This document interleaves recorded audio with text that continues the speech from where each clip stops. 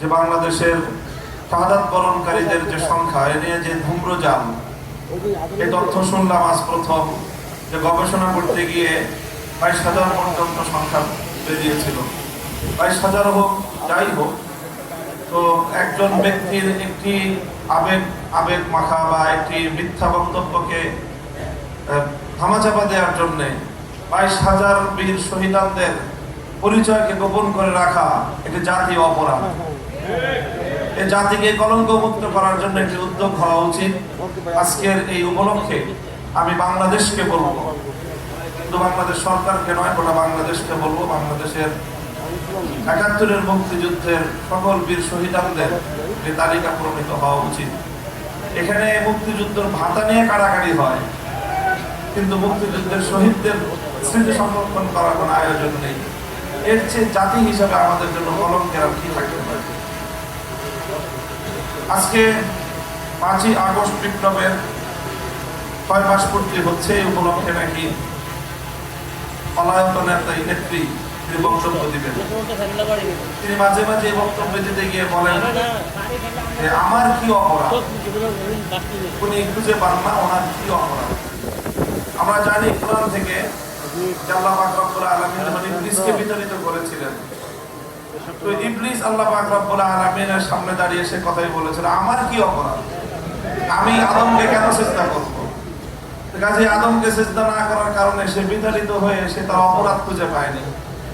আপনি বাংলার 2000 দামাল সন্তানকে প্রকাশ্য নির্দেশে হত্যা করলেন, এর উপরও আপনি আপনার অপরাধ খুঁজে পান না।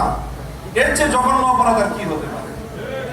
কাজে এই জন্য যদি আজকে বক্তব্য দেয়নি, তাহলে আমি আশা করব এবং আহ্বান জানাবো এমন একটা বক্তব্য দিবেন যে আপনি মাস্টার মাইন্ড হিসেবে কাকে কাকে হত্যাকাণ্ডের নির্দেশ দিয়েছিলেন। এই জুলাই আগস্ট হত্যাকাণ্ডের সকল সংশ্লিষ্ট অপরাধীদের তালিকা স্বীকারোক্তিমূলক একটি বক্তব্য আপনি দিবেন, এবং সেই বক্তব্যের সূত্র ধরে আপনাদের এই 164 জাতির সামনে আপনারা করবেন। সেই স্বীকারোক্তির ভিত্তিতে আগামী দিনে বিচারের কাঠগড়ায় দাঁড় করে আপনাদের বিচার করা হবে। পার্শ্ববর্তী দেশ হিসেবে ভারতকে বলতে চাই যে আপনারা বাংলাদেশের স্বাধীনতা সার্বভৌমত্বকে যদি এতটুকু সম্মান করতে না জানেন, তাহলে আপনাদের সঙ্গে কূটনৈতিক সম্পর্ক বাংলাদেশ রাখবে কিভাবে। যে আপনারা বাংলাদেশের একটি ওয়ারেন্টভুক্ত আসামিকে আপনার কোলে বসিয়ে জাতির বিরুদ্ধে, শহীদদের বিরুদ্ধে আবার নতুন করে বিশুদ্ধার করবার জন্য প্ল্যাটফর্ম তৈরি করে দিবে, আর বাংলাদেশের মানুষের সঙ্গে আপনার প্রীতের সম্পর্ক থাকবে, এই ধরনের গাঁজাখুরি কূটনৈতিক চিন্তা করা ঠিক নয়। যেমন ভারতকেও বলবো, বাংলাদেশের মানুষের প্রতি শ্রদ্ধা প্রদর্শন করুন, দেশের জনগণের সঙ্গে সম্পর্ক তৈরি করুন।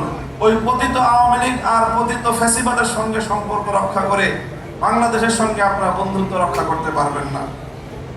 প্রিয় সাথী ও বন্ধুগণ, আরেকটি কথা যে আমরা ইতিমধ্যে দেখছি সাম্প্রতিক সময়ে যে মাঝে মাঝেই বিভিন্ন জায়গা দিয়ে এই পতিত স্বৈরাচারী ফ্যাসিবাদের দোসররা তারা মাথা তুলে দাঁড়াবার উকি দেওয়ার চেষ্টা করছে, বিশেষ করে যখন সকল নাগরিকরা ঘুমিয়ে থাকে সকাল সকাল নিভৃত সময়ে।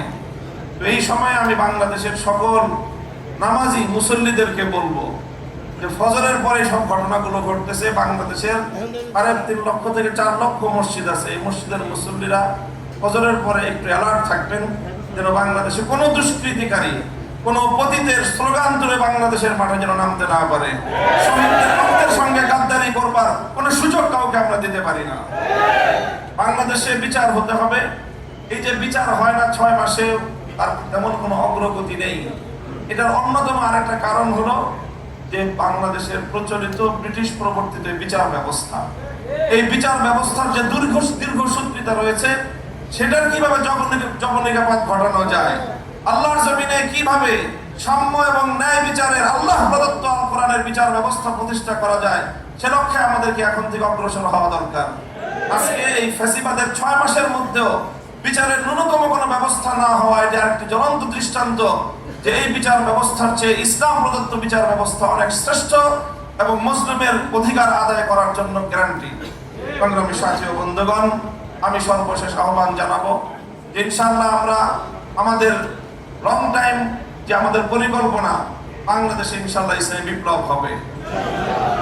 আগস্ট বিপ্লব আমাদেরকে চোখে আঙুল দিয়ে দেখিয়ে দিয়েছে বিপ্লবের জন্য বড় কোনো দলের প্রয়োজন হয়